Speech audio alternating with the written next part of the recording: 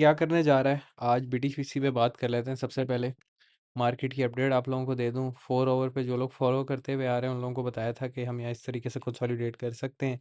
उसके बाद यहाँ पे हमें बाउंस जो है वो एक्सपेक्टेड था कि हम बाउंस ले जाएंगे यूएसडीटी डोमिनेंस में। यूएसडीटी डोमिनेंस ऊपर जाएगी तो लाजमी सी बात है जो हमारा बिटकॉइन और बाकी क्रिप्टो मार्केट है वो नीचे जाएगी। ये लेवल मार्क किया हुआ था सिर्फ इस वजह से क्योंकि हमारे पास जो लिक्विडिटी थी वो यहाँ पे पड़ी हुई थी इस जगह पे। बीटीसी ने जैसे ही वो हायर टाइम फ्रेम पे लिक्विडिटी ली है उसके बाद से आप देख सकते हो कि इसका जो मूव है वो सीधा ऊपर की तरफ ही जा रहा है। जैसे ये बनाया था कंसोलिडेट करते हुए सेम टू सेम लाइंस ने वैसे ही बिहेव किया है। ठीक है, अब आगे का क्या सीन है? अब हमारे पास यहाँ पे जो है दो बेरिश ऑर्डर ब्लॉक्स मौजूद हैं इस जगह पे। एक इस जगह पे मौजूद है 8.6 से लेके और 8.72 के बीच में। यहाँ पे हमारे पास ऑर्डर ब्लॉक्स हैं। हम इस लेवल पे हिट करके वहाँ से हम जो है वापसी का सफ़र तय कर सकते हैं। वो क्यों? क्योंकि हमारे आरएसआई भी पॉइंटिंग बिल्कुल ऑलमोस्ट टॉप पे पहुँचने वाली है। प्लस जो है हमारी ये इन दो जगह की लिक्विडिटी पड़ी हुई है। प्लस अगर मैं आपको एक और चीज़ दिखाऊं, वहाँ से जब डोमिनेंस नीचे आएगी तो बीटीसी ऊपर जाएगा। हमारे पास जो दो लिक्विडिटी रिसेंट पड़ी हुई हैं, एक रिसेंट लिक्विडिटी पड़ी हुई है 62 100 पे, 150 पे, और दूसरी 61 ऐसे 600 कर लो। अब यहाँ दो लिक्विडिटीज़ पड़ी हुई हैं, ये हम टैप करने आ सकते हैं। जब डोमिनेंस ऊपर जाएगी उसके बाद फिर हमें हल्का फुल्का बाउंस देखने को मिल सकता है। स्टिल मैं आप लोगों को कब से बता रहा था कि डेली क्लोज हमारा जब तक 64,881 के ऊपर नहीं होगा तब तक आप कुछ भी एक्सपेक्ट नहीं कर सकते मार्केट से। डेली क्लोज हुआ ही नहीं ऊपर। ठीक है, ना सीएमई पे हुआ है ना वैसे हुआ है डेली क्लोज ऊपर। ये 4 ओवर मैंने खोला हुआ चार्ट।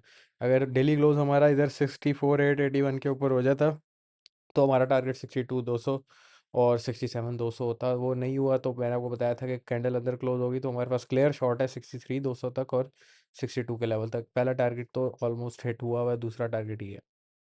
तो आप एक्सपेक्ट कर सकते हो आने वाले कुछ दिनों में कि अब कंसोलिडेशन यहाँ पे होती हुई और हमें एक बाउंस अटैम्प्ट मिल सकता है। अगले 24 से 48 घंटे के अंदर अंदर बाउंस अटैम्प्ट आ सकता है।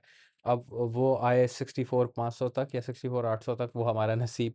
तो क्योंकि मार्केट का पहले से किसी को नहीं पता होता।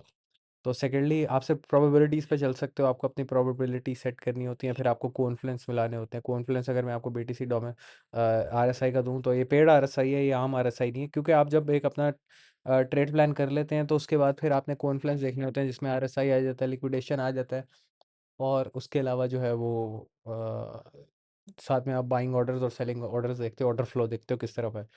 हम ऑलमोस्ट यहाँ बीटीसी में आरएसआई में बॉटम पे आ गए हैं। यहाँ से बाउंस अटैम्प्ट आपको नज़र आ सकता है कि बाउंस जो है वो आने वाले 12 से 24 से 48 घंटे के अंदर अच्छा बाउंस आपको एक्सपेक्ट कर सकते हो। इथीरियम की बात अगर आप कर लो तो इथीरियम का मेरा अपना टारगेट था 1966 से लेके 1950 के बीच में था, लेकिन वो टारगेट हिट नहीं हुआ। इथीरियम जो है वो 1946 से ही मुड़ गया और वापसी नीचे की तरफ सफ़र कर रहा है। अब ये पहला इसका जो होगा हल्का सा अगर बाउंस अटेम्प्ट आता भी है तो हमारे पास शॉर्ट करने का एक वो होगा, एक अदर अपॉर्चुनिटी होगी। लेकिन हम मोस्ट प्रोबेबली अपने 1773 के रीजन में पहले टैप करेंगे। वहाँ देखेंगे कि हमारा आया बाउंस एक्सपेक्ट है या फिर हमें वापसी नीचे की तरफ 1700 के लेवल्स पे, 17 के लेवल पे जाके टैप करना है।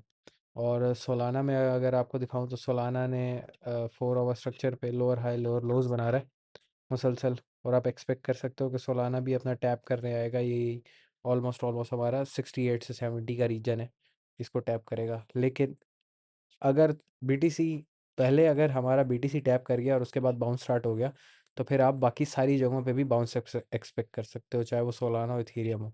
क्योंकि अब आपको ट्रेड प्लान करना होता है according to USDT dominance. USDT dominance ने अगर 8.65 से लेकर 8.73 के बीच में हिट किया और ये आर्ट्स इतना ज़्यादा नहीं गिरे तो हमारे पास एक अच्छा अपॉर्चुनिटी होगी लॉन्ग करने के लिए। ठीक है, क्योंकि देखो ना डोमिनेंस भी अपनी almost almost at at the top है। हमारा नेक्स्ट कैंडल क्लोजर ऑलमोस्ट सवा घंटे तक हो जाना है, तो उसमें मज़ीद चीज़ें क्लियर हो जाएंगी।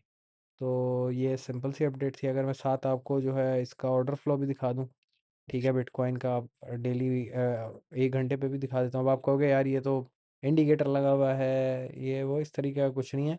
ऑर्डर फ्लो जो आपको पता चलता है कि भाई इस कैंडल में बाइंग हो रही है या सेलिंग हो रही है, वो ऑर्डर फ्लो भी आपको उसी लिहाज से देखना पड़ता है। अगर आप ये देखो कि सेलर्स डोमिनेट कर रहे हैं, बायर्स डोमिनेट कर रहे हैं, बहुत सारी चीज़ें देख कर फिर एक ट्रेड आपको सेट करनी पड़ती है। उसी लिहाज से फिर आप अपना ट्रेड प्लान करते हो। Same goes for Solana, same goes for Ethereum. हर चीज़ में ऐसे ही होता है। ये अगर आप मैं आपको दिखाऊं बायर्स और सेलर्स का कैसे पता चलता है यहाँ पे, अब ये देखो इस जगह पे आपको नज़र आएगा कि बायर्स डोमिनेट कर रहे हैं हमारे सपोर्ट के रीजन में, और फिर यहाँ से हमें बाउंस मिला और फिर हम ट्रैप हुए और नीचे चले गए। तो ये सिंपल सी अपडेट थी क्रिप्टो मार्केट की। Next video